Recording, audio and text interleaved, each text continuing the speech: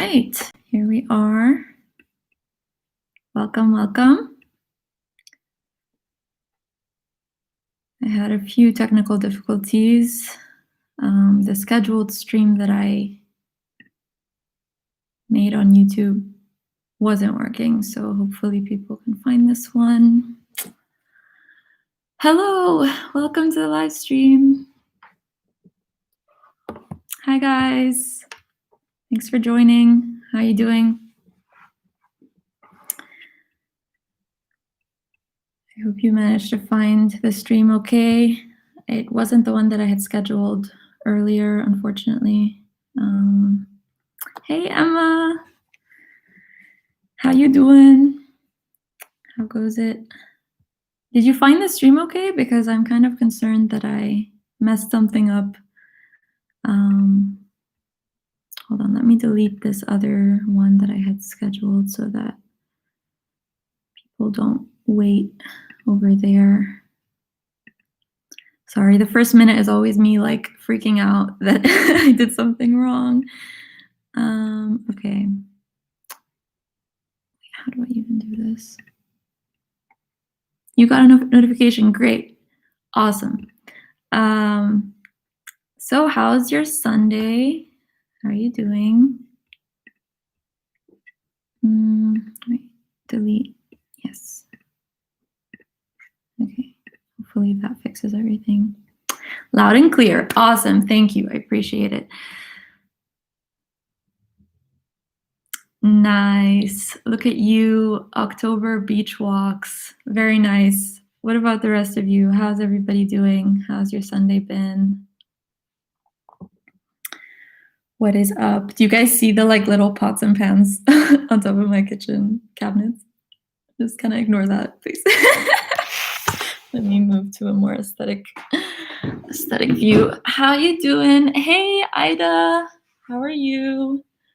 Dima, welcome to the live stream. Thank you guys for coming. I just kind of missed you all. Like, I feel like it's been ages since I sat down and filmed anything, and I just don't have time to film anything these days. So I just wanted to connect to see how you're doing, to catch up with you all. So let me know how you are. What's up? How's your Sunday been? Hope you had a restful weekend. What is new with you? What have you been reading? Just let me know.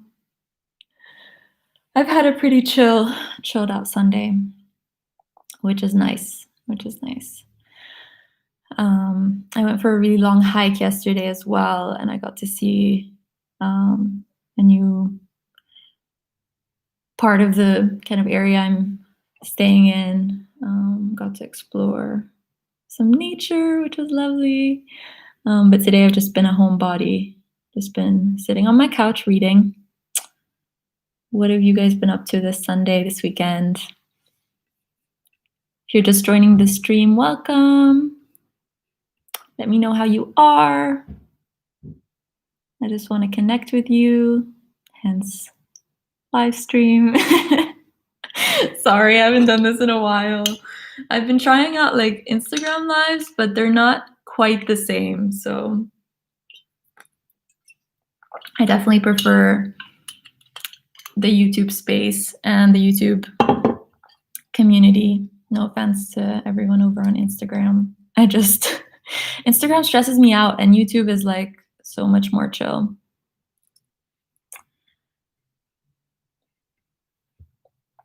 You slept in a bit today and then bought some food and made dinner. Nice. That's perfect. That's like my perfect Sunday.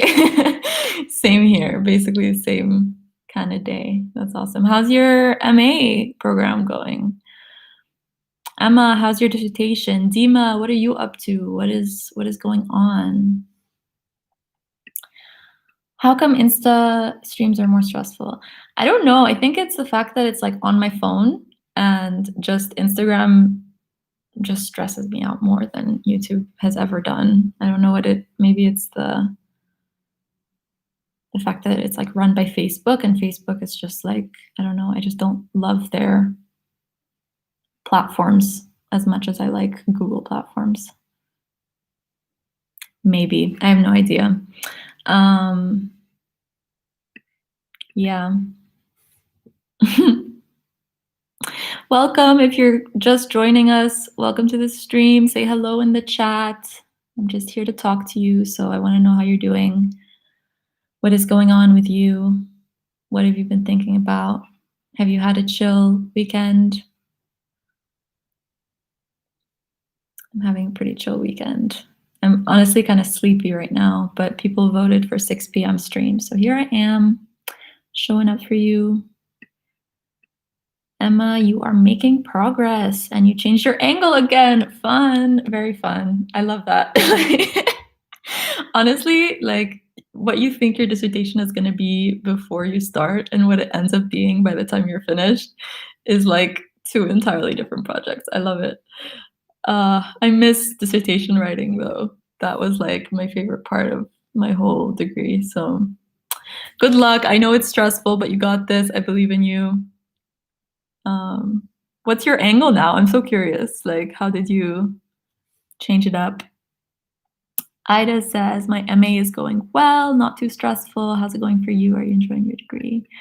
Oh, I'm so glad that you're enjoying your degree. I've been like seeing your Instagram stories. I'm really glad that you are in Stockholm and like, you know, living your life, doing your thing. What exactly are you studying? Remind me.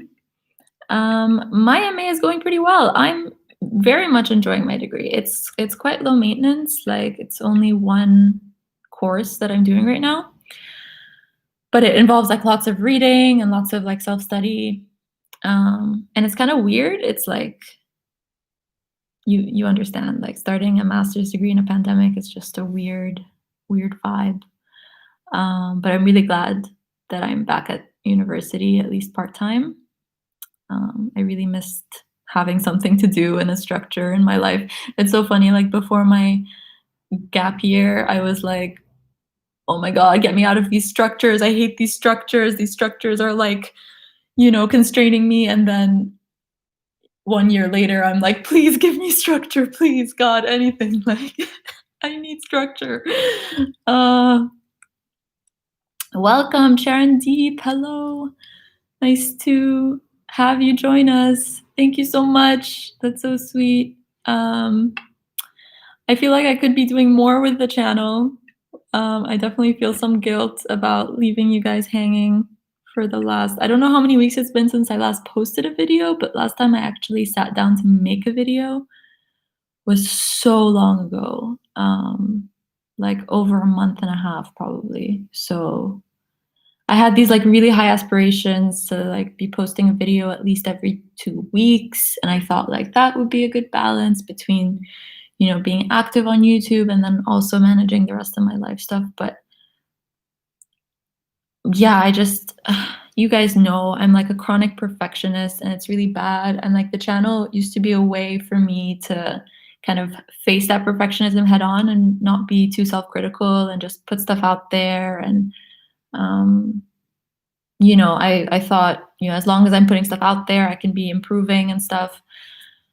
But these days, knowing like how little time I have to actually dedicate to making videos and then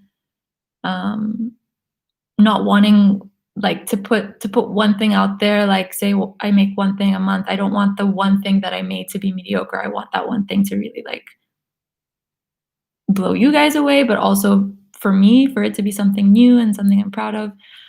So yeah, I've just kind of reverted to not making anything. And, life is just a balance, trying to balance all these different things. But yeah, I feel like I could be doing more, but I'm also trying to forgive myself and like go easy on myself. It's a new chapter. Just started a master's. I'm going to start work in a couple of weeks. Like there's a lot going on outside of YouTube. But what's going on with you guys? Like, how's work? How's study? Are you enjoying this part of the year? It feels so weird. Like there's a pandemic, but then so many people are acting like there isn't a pandemic. Ida, this doesn't super apply to you because Sweden like has never acted really like there's a huge pandemic. But for the rest of us, it's just a weird time. Sharon Deep says, I'm studying literature. Would be great to know what literary works have been influential for you. Amazing question and amazing choice of study. I love literature. It's so fun. Um, at what level are you studying literature? Are you doing it like for fun or academically? What great literary works have been influential for me? Oh, it's so hard to say, like, what even is, like, literature and what is a literary work? Like, is that anything that's been traditionally published, um, or, something that's, like, canonical, like, something that, um, you would study in, like, a classics program? Like, it's really hard to say. Um Oh, cool. Dima's studying literature too. We've got lots of bookworms here. I love it.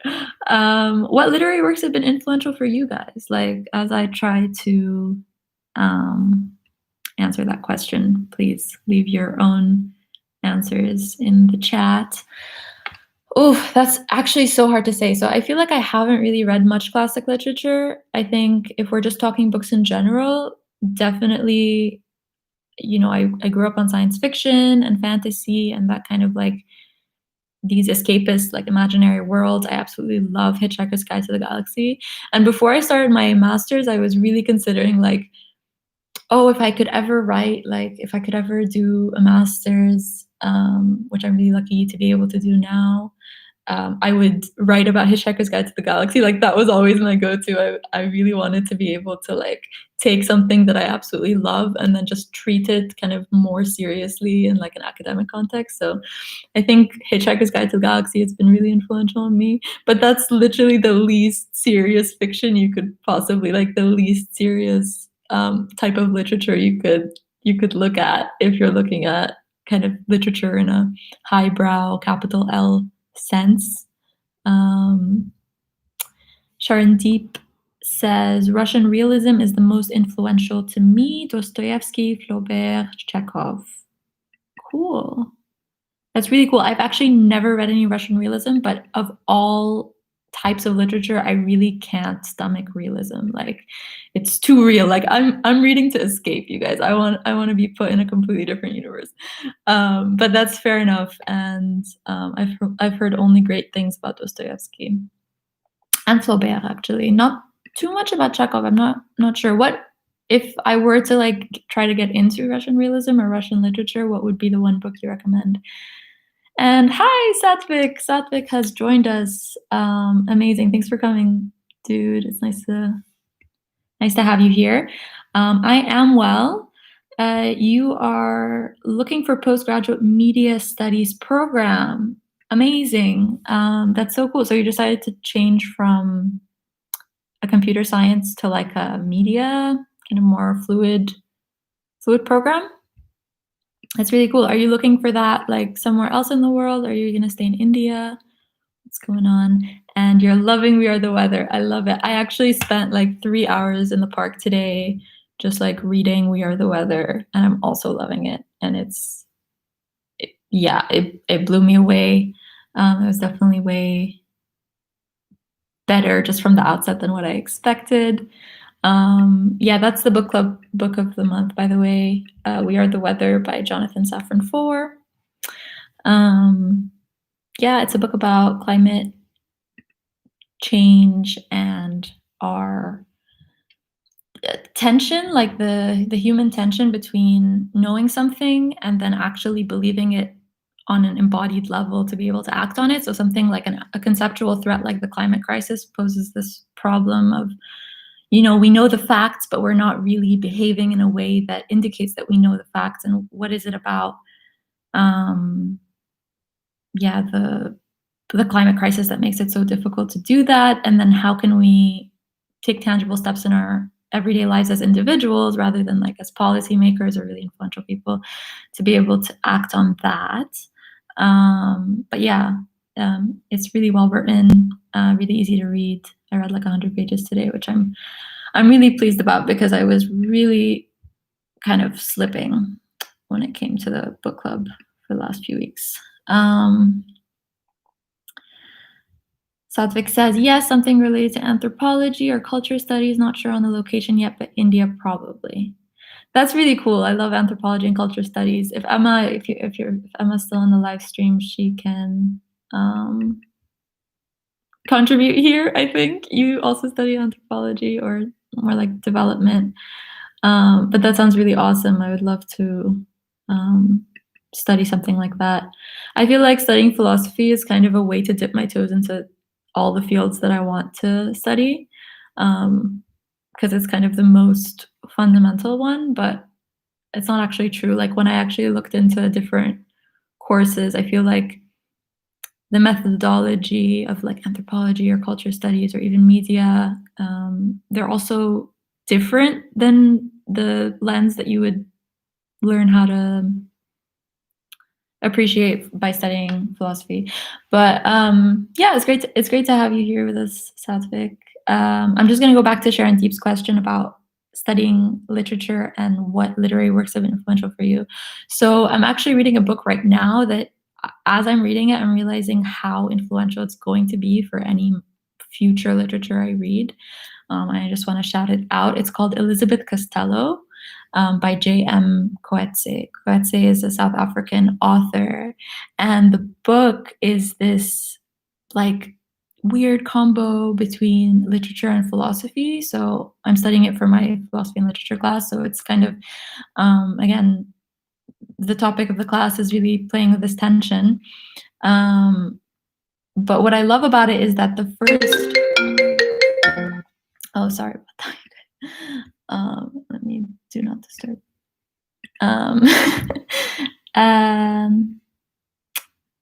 Yeah, so Elizabeth Costello is all about this academic and author, Elizabeth Costello, the character, but it's written in a way that through the text it deals with lots of different philosophical issues. But that first chapter is all about realism, so kind of relating to Sharon Deep's interest in realism as a genre of literature. I think what I love most about that first chapter is that, yeah, Coetzee takes the concept of realism and he really deconstructs it in his writing. And he really plays with like, what does it mean to have like a realist novel? Because a novel is inherently not real. And in writing a fiction, you're not writing the real world. And in reading a fiction, you're not living in the real world. So how can you play with this concept of realism, convincing the reader that it's real is kind of counter to the whole project of realism, if you get what I mean. So it's a really, really intelligent novel. I mean, I heard that a lot of people find it a bit too philosophical, but I am like a sucker for everything and anything like that, and it's been really influential to me. I'm thinking of writing an essay on it.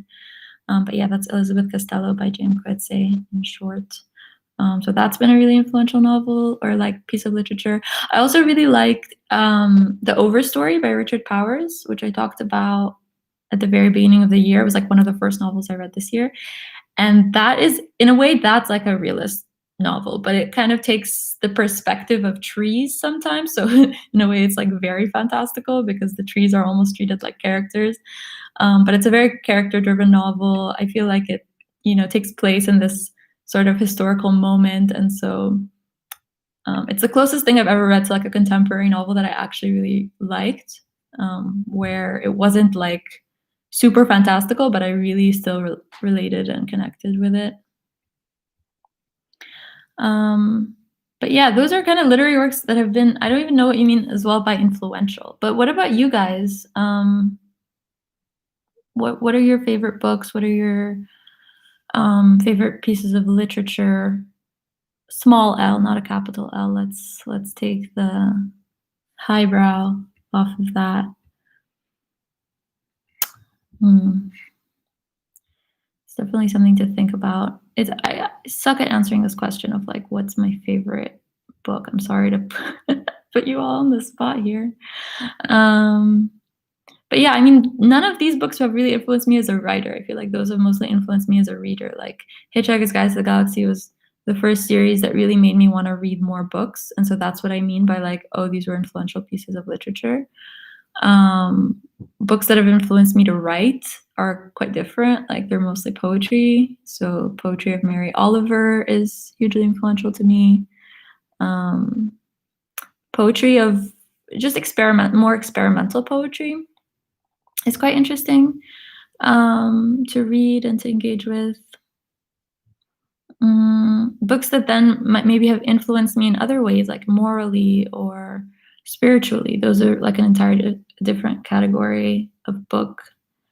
But do you think that like books are more influential than like film or other types of media? Because obviously books are a longer experience. Like you end up sitting with a book for maybe 10 hours compared to um, sitting with a movie for just a couple of hours. But then the visual element of a movie can be really impactful in a way that maybe as a reader you don't get that.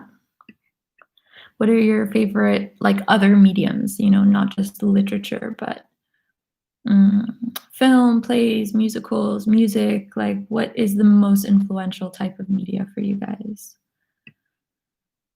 Sharon Deep is saying that reminds them of Flaubert's words, "There is no truth, only perception," kind of sums up the difficulty of capturing reality. That's a really good way to like put it, actually. There's no truth, only perception. Um, yeah, that poses a big problem in philosophy for sure, and in literature. Um, Only perception. I mean, that's kind of what We Are the Weather. I feel like the first part of that book, it was dealing with this idea that, it doesn't matter what the facts are. It just matters how we perceive them. And if we don't perceive the climate crisis as an actual, like immediate, tangible threat, which to us it really isn't perceived that way, then we're never going to really act on it as something we believe is true. But I'm more curious about how do you actually change your perception? Like, what is there any kind of thing you can do that can kind of immediately shift your perception or over time shift your perception? Is that something we can control? Is that something that art can do that maybe science can't do? Or, is that something that science is going to tackle, like this change of perception through like virtual reality or augmented reality? That's like very literal change of perception, like what we perceive. But then emotional perception or kind of other elements of perception are pertinent here. Satvik is saying that Charlie and the Great Glass Elevator and Roald Dahl books were really spellbinding. I agree. I love Roald Dahl. Roald Dahl was the best, especially because I think of the illustrations for me as a kid, like seeing Quentin Blake's illustrations on paper really pulled me into the story, and I was able to like imagine all the characters. But it's interesting that you say Charlie and the Great Glass Elevator rather than like Charlie and the Chocolate Factory or some of the other books with that character. I think Matilda for me was like a really important book. And also The Twits. I remember really liking The Twits by Roald Dahl. I'd be really interested to hear if you all sort of, if any of you had like favorite childhood books that weren't from the English writing tradition. So like your favorite Italian or Swedish or Indian or Arabic children's books. Because I wasn't really a reader of Arabic when I was younger. I mostly learned how to read English, and then I ended up reading lots of English books. But I also think there weren't that many like children's books in Arabic. Lots of them were translated. But yeah, I'd be curious what your favorite like Roald Dahl equivalent from your culture is. And then Sadvik also says IQ 84 by Murakami is the most in vogue book that I have been blown away by. You think that Murakami's IQ 84 is like in vogue? I wonder what that even means. But I've heard good things about it for sure. I've also heard it's massive. Like it's one of the reasons I haven't approached it. I have a love-hate relationship with Murakami. Like, I think he doesn't write very appealing female characters, and yeah, I'm not a big fan. Like, after reading I really loved After Dark, and I really loved A Wild Sheep Chase, but only, like, the first half of that book. Um, and then almost everything else I tried to read, just it didn't have a coherent narrative. And I know that, um, it's supposed to be magical realism, so I guess coherency isn't, like, the main priority. But for me, like, even if you have a magical realist book, I feel like the magical elements should really have a purpose beyond, oh, I'm just gonna, think about cool imagery and put it in here. And, like, I haven't read, like, his most famous books, and IQ84 is one that definitely I feel like if I were to give Murakami a second or third chance, I would approach that one. But that's really cool, range right there. Um, hey, Prenuptials is in the house. I'm so glad you got to make it to this stream. It's nice to see you because the last few streams you've missed, and I really did my best to announce them this time as per your request. So I'm glad you could be here. You're saying, speaking of appealing female characters, do you like any Miyazaki Studio Ghibli animes? Yes, I do.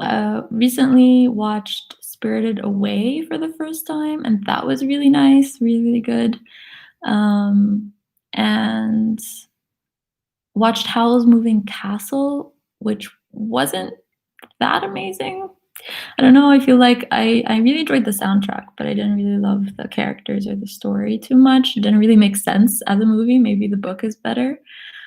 I don't know any Miyazaki though. Like, is that the animator or the director, or yeah, animator, director, producer of Studio Ghibli? So, I haven't seen Princess Mononoke, so that's the one that I'm hoping to watch next because I've heard that that one's really good for female characters. It's supposed to be like a badass character, so yeah.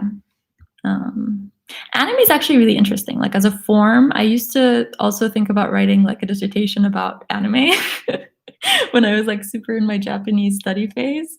Um, and yeah, I was considering like, looking at anime as the specific form that it is and like how it can do, as always, like philosophy, maybe better or in a different way than traditional philosophy.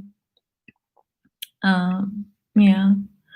What are some of your favorite sort of animes?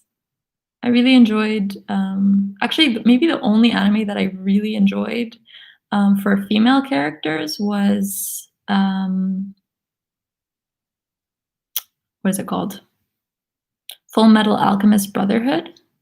That one was really good, but that was written by a woman, and you can really tell because anime tends to be a really sexist format, and it's quite frustrating to me that it is, but also Japanese culture tends to be really misogynistic.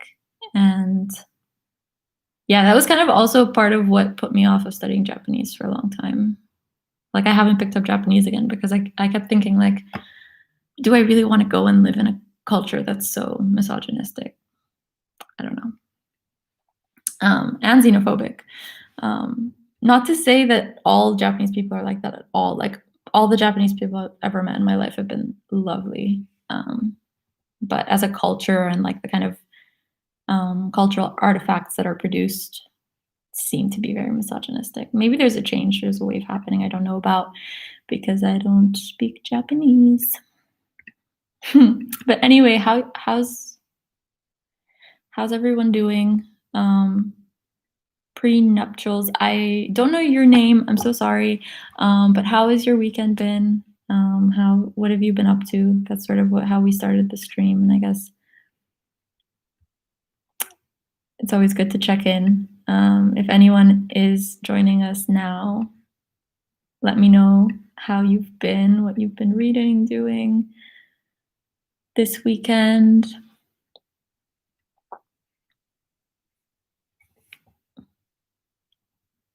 Oh, Awkward silence. Sorry. Streams are so much pressure for me to like keep talking, but like I'm tired of my own voice. I wish this was a Zoom call. Landon, that's a lovely name. Just been working and studying. What do you study and what do you do for work? And how are you finding like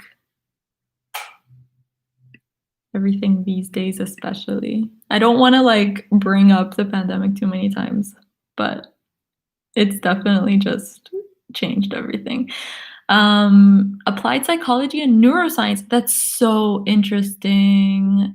That's so interesting. I love that so much. Applied psychology. Hello, Taki's lover 123. Welcome to the live stream. Thanks for joining. I'm glad you could be here. And work in H&M. Cool. And where do you live, out of curiosity, Landon?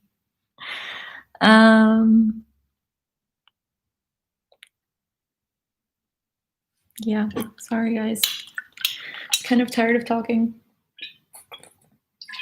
But if you have any questions for me or topics of discussion, let me know. My poor tired brain, it's like 6:35 p.m. I really prefer morning live streams, but I know lots of you live, yeah, exactly. You live in Canada, you live in the US, you live in India, like the time zone thing is such a huge struggle.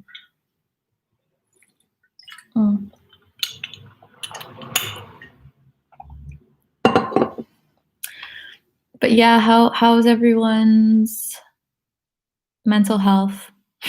Let's get real.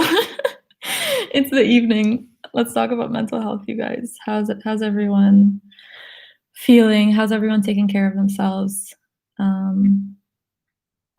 My mantra this month is give yourself permission to fail.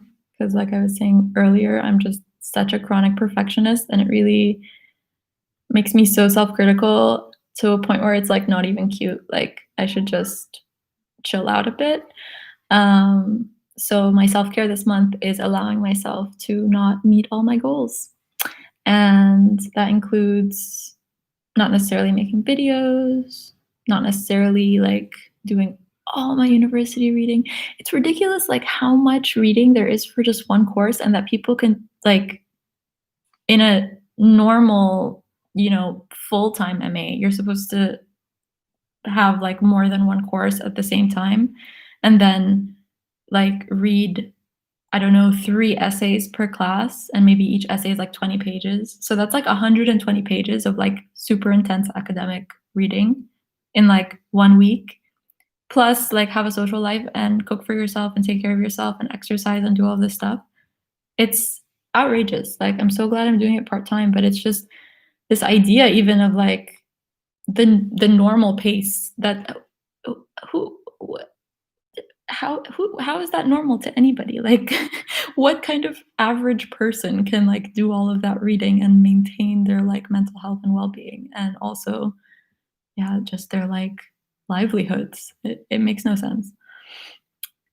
Thanks, Taki's lover. That's so sweet. I hope to be a positive person. I don't know if I always am, but outwardly facing, yeah, I try to be positive. It's really a practice. It's really not like an inherent trait at all. I find gratitude really helps, you know, when you're especially when you're having like a bad day, having like a book where you've written things you're thankful for, and then you can like flip through it and be like, oh wow, yeah, like even when I'm subjectively feeling horrible, there are things going on that's like not just in my head that mean that things are going to be all right. I guess. Sorry, I'm like really tired at this point. Ida says that her biggest discovery that she knew before, but that only sank in recently, is that I don't have to do all my readings. Like I'm fine without it. Yes, girl. Yes, that is so true. And I'm so glad that it finally sank in. And I think there's no better time for that to sink in than during your MA because it's actually ridiculous. Like there's no human person who can do all that reading. Like even your professors aren't doing all that reading. They probably took them 10 years to read all that stuff that they put in the syllabus for one course. And they're just, it's like an accelerated speed that everyone is supposed to do at like and believe is like a normal speed.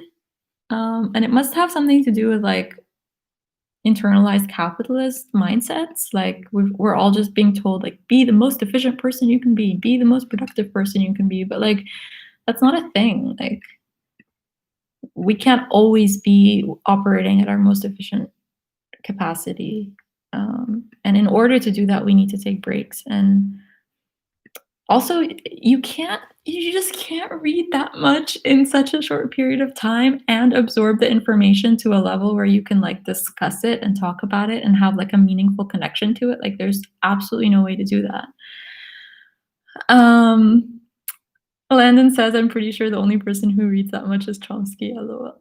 Like, you know, high ranking and or just like old, well established, that's what I mean by old, academics and like researchers do read that much, but they spend years of their lives training their reading skills to be able to absorb information quickly, to be able to scan a paper quickly, to be able to, I mean, if that's their whole job as well, if that's what they're being paid to do, then like they also have more time in the day that they're dedicating to that. Like what you would spend at a full-time job, they're just spending reading. And I feel like professors don't really account or take into account the fact that we have other lives. Like we just we're not here to like, I mean, I don't really have other lives, to be honest. Like my whole life is just reading, but like the average student shouldn't be expected to do that. Like that should be something that if you want to go above and beyond, if you want to spend that much time reading, like that's fine, but you shouldn't be expected to do that as at the like normal rate. Anyways, I see lots of people just joining the stream. Welcome. Welcome to our evening chats. Hello. Let me know who you are, how you are. What is up with you? I'm here to connect with you. I really missed you guys. I feel like I haven't sat down to film in ages, so I'm really here to just chat with you. So do say hello in the chat and let's have a conversation. Yeah, that's my little PSA to anyone who's just joined us. Welcome to the stream. But yeah, I don't know. It's weird. It's become such an identity politics as well. And by that I don't mean like just like we're voting for people or you know just the traditional sense of identity politics, but like personal identity politics. Like we want to become certain types of people and behaviors, or like outwardly facing, we present ourselves as certain types of people. And it's fine if like you're a student and you want to be someone who like reads a lot. That's excellent. Like I think that's really valuable. But if you are a student so that you know, get a qualification for a job and your biggest thing is not doing academic work, then you shouldn't really be expected to always have to, you know, be on that same level. Like, oof.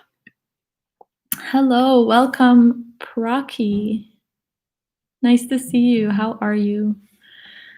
What is up? How's your weekend been? How's your Sunday? We're just chatting about various things. So feel free to leave a comment, I guess, in the live chat and let me know what you want to chat about. Yeah, we've covered a lot of ground actually already.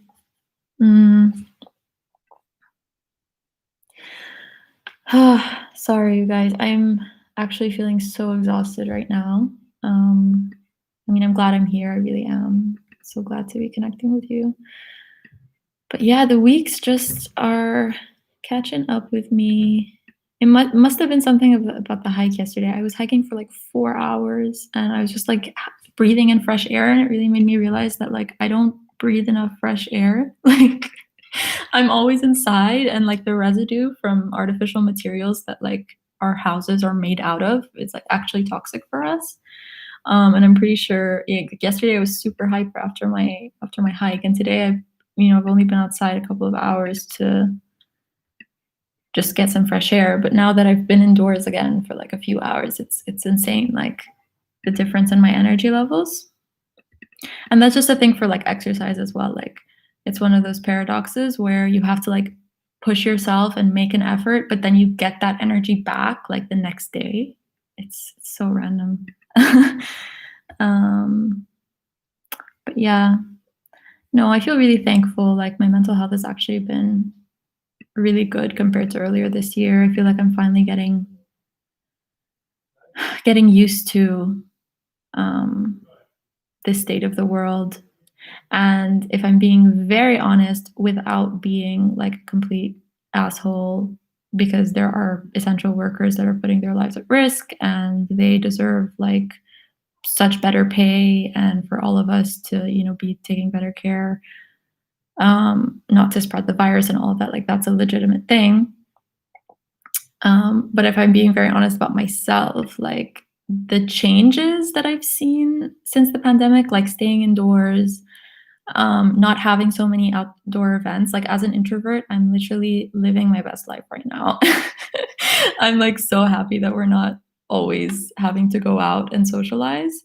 Um, and yes, I feel lonely. And yes, I miss like music events, like live music events are probably the thing I miss the most. And being able to visit people across the world because all my friends live in different countries at this point. Shout out Emma and Eve. I miss you guys so much. But yeah, like things are good. I'm really thankful. Things are good. I hope things are good with you. I hope your families are healthy and well and safe and that you haven't lost anyone in this crisis. So Sadvik is saying that hustle culture got me like stumbling all over the place. Side hustles have become kind of the norm in college campuses. Yeah, it's such a thing. It's like a social norms again, like what Jonathan Safran Foer was saying in We Are the Weather. It's just like social norms are what create change. It's not about your individual like emotional attachment to things. It's not about your belief systems. It's about your behavior. And our behavior is so influenced by the society around us. So when our society is like filled with these capitalist mindsets, you internalize that. You can't, redefine your notion of success to be completely outside of society's notions of success, no matter how much you try, because you're always being like dragged in by basically everybody you know and the cultures you inhabit. So it's a really big issue, hustle culture. I definitely feel that. And I feel like, this past year, my gap year has been a great example of that because I straight up like did not rest as much as I could have rested. And part of that is also like just the human condition of like not being able to stay still for too long without, creating work for yourself and like finding problems, even if they don't exist, to solve because that's what our brain wants to do. But another part of that is definitely a capitalist mindset of like needing to be validated externally and hustling being a really big thing for sure. Sharon Deep asks, have you ever felt like academia kind of takes away the earlier enthusiasm we had with the subject? For sure. I think that's definitely a thing. I don't think it's that dramatic. Like, I don't think you're just never going to love what you previously loved. It really depends on your mindset and depends on your teachers. It depends on exactly what you're studying. I think that sometimes people go into a course and they don't necessarily expect the work to be what they want it to be or what they had thought it would be. Like, they don't realize that it's going to be an academic take on whatever the subject is rather than like a practical take or professional experience or whatever it is you're looking for in the course or like a social experience. Like those different variables, those different factors might be different than how you imagine them, so that can be like a real disillusioning experience. I definitely had that when I wanted to study literature in my undergrad, and I just didn't vibe with the course. I didn't vibe with the cohort. I didn't vibe with like the canon that we were expected to study. So I took a U-turn and I like went, or not a U-turn, but like a side road to philosophy. But then even after 3 years of studying philosophy and being really passionate about it, I needed a break. And I think that we need to like culturally shift our mindset around failure and success and just acknowledge that taking breaks is important and it's just as valid part of your journey. And like, you don't have to finish your degree in 2 or 3 years. Like, you can do it 4 or 5 years. Take your pace. Like, let yourself do something at a part-time pace, whatever that means to you, and then like work alongside or rest and take care of your mental health. Like, I so needed that year off. And so thankfully I didn't fall out of love with philosophy entirely. But my enthusiasm, it wasn't sustainable to be like doing it full time for more than 3 years for me. And I think that not being able to set your own pace without feeling like a failure is actually a huge problem in like university culture.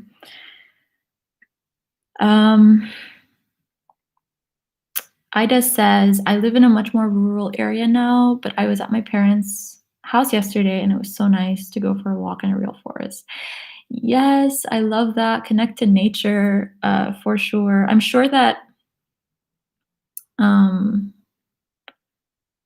you can find like nature near you, sort of wherever you are. Like, it just takes some exploring. Like, that's something I realized, like, there are spaces, there are natural spaces, even if you have to like, you know, drive or take a train or a bus or really like take a journey to go get there. But it's so important that we actually go and retreat into nature. It somehow just calms your brainwaves down. It just, even having plants at home, like I'm literally so happy to have like green in my house. I mean, first of all, it like helps the air detoxify, but also it's just nice to see, to feel like, you know, I'm not just, I don't know, in a prison cell. It feels like there's life around me. If I don't have a pet, at least I have some sort of life around me. I love watching those like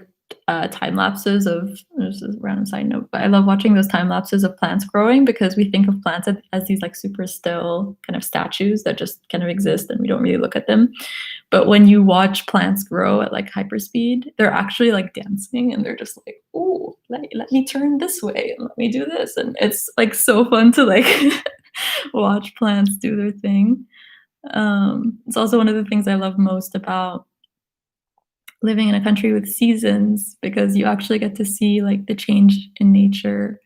And yeah, it's just really nice. Praki says, I hope I'm pronouncing your name right, by the way. Please correct me if I'm not. Praki says, I just revisited an animal farm today and it was quite an experience. You mean in like a real life animal farm with like cows and chickens and stuff? What kind of experience was it? What is quite an experience like? Please elaborate. I'm so curious. Especially having read so much about livestock today in We Are the Weather, and like I'm kind of I don't know, changing my view on like animal farming. I didn't know I even had a view. I'm developing a view on animal farming. I didn't like have a view and then like now I'm changing it. But yeah, I didn't realize how much animal agriculture is actually contributing to greenhouse gases. And it's like the primary reason the Amazon rainforest is being chopped down these days. 91% of all deforestation in the Amazon rainforest is to make room for livestock, which we don't even need. It's but I'm sure like if it's a local sustainable, you know, like animal farm, they have like 2 cows and like, you know, I don't know, 6 chickens or something, I'm sure it'll be fine, as long as it's not like industrial farming. But I'm so curious. Oh, maybe she means Animal Farm by Orwell. Yeah, that could also that's a legitimate alternative. Yeah, well, let me know. Do you mean Animal Farm by Orwell or Animal Farm like you were visiting a farm? That's actually so random. Like that yesterday as well. Like same thing happened to me. My brain sometimes it just goes to weird places, but like I was hiking with a friend and she was like, "Do you mind if I take a selfie?" And I was like, "Yeah, of course, like, go do your thing." And I didn't realize she meant like, "Do you mind if we take a selfie together?" I thought she just wanted to take a selfie, and it was like the most so antisocial moment. Um, but my brain just didn't make the connection that like taking a selfie means like sharing a selfie. But yeah, Do You Mean Animal Farm by Orwell? Because that's a good book. That's a short, sweet, interesting read for sure. Um, Landon says, been spending some time just hanging out on the edge of a river, so serene and peaceful. Oh, I love that so much. Like river sounds, man. Like that's especially if there's like trees overhanging, you can hear the sound of trees. Maybe some birds. Oof, so lovely. And then you're also saying that burnout isn't talked about enough. That's why I'm only taking 4 courses a semester and 2 in the summer. That sounds like a lot. See, to me, 4 courses plus 2 in the summer, like that sounds like so much. But if that's um, what you can handle right now, and that's not too much for you, that's awesome. Like definitely set your own pace. Like burnout is so real. It's so real. And it's just a symptom of like not taking a break in your regular life. So, yeah. I actually found it really surprising to learn about like corporate culture in the United States and how like most employees don't take holiday. Like they actually actively decide, I'm not going to take a holiday. I'm going to prove to my manager that I can work, all year round. But that's insane to me. Like there's no mandatory minimum holiday in the United States. Like that is actually madness. And that's like the quintessential example of, why burnout happens and also this capitalist mindset. So messed up. Yeah. I really enjoy, even though England is like, it's not mainland Europe, and so it doesn't have those like mainland Europe perks of like having long, luxurious holidays. It's still better than the US on that front. I just miss Egypt, man. Like Egypt had so many holidays. Like I remember at school, there were actually so many holidays we took. We had like Eid, Ramadan. They were always half days at school, at least when I was younger, and then it was like normal days. And I just remember we used to celebrate like all the holidays. So like Christian holidays and Muslim holidays and did we celebrate Jewish holidays? I don't think we celebrate Jewish holidays. We were a very anti-Semitic country, unfortunately. But just that combo of like celebrating both Christian and Muslim and national holidays, that was like crème de la crème, like amazing. So many holidays. But even this concept, you like of living your life waiting for a holiday, like that's kind of messed up as well. I was actually watching Esther Perel the other day. I don't know if you guys have heard of her. I'll write it so you can look her up. But she's a relationship therapist and like cultural historian. So she has written books about the intersection between relationships, sex, and culture, and how our cultural understanding of what a relationship is meant to serve in our lives has really evolved over time from like being a purely like survival necessity, like carrying on the lineage type of thing, to this like spiritual, again, like identity politics where your partner is supposed to fulfill you in all these different ways and help you become like your best self. But she talks about that in relation to work as well. And I find her kind of thoughts on corporate culture and how our work has become this like replacement of these divine structures. So what people 100, 200 years ago would look for in a religion or in religious practice in God, they now look for in work and they look for in romantic relationships. I just found that so interesting because I think it's like spot on. Like we never before in human history have we asked so much of our work life to literally like fulfill us, be something that we enjoy, be something that we do not just for money, for livelihood, for to put bread on the table, but literally to like, help us do like creative problem solving, to have like good relationships with our colleagues. There's so much that we ask of the world these days.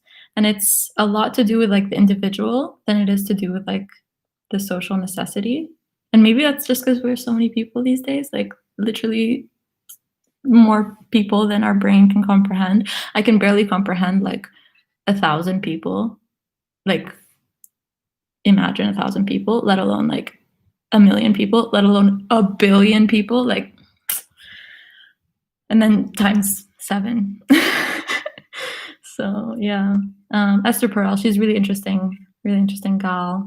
And I love what she has to say about work, and really sort of framing it in with an understanding, like as a capitalist critique, but also she also has like a really positive view of the whole situation. Like um, she doesn't think we're in a bad spot. Like if anything, we have more individual freedom, we have more rights as employees and as women, as people, than we've ever had before.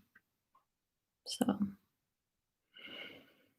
anyway, we're coming to the end of the hour, you guys. So if you have any other things you wanted to chat with me about, let me know, because I am very sleepy. And I'm a very early sleeper these days because it's just I have to wake up really early for class. So yeah, send in your final comments, any final thoughts to me. Thanks so much for coming. Like, so nice to chat with you all. I really missed you guys. I'm sorry I haven't been making too many videos. I probably won't be making too many videos, but hey, Edvarka, welcome. You said Zoom would be nice. Why not do a Zoom? We could do a Zoom. I do Zoom every end of the month with the book club. It's kind of better to sort of have a theme around which to do Zoom. And I don't know exactly where I would share a Zoom link.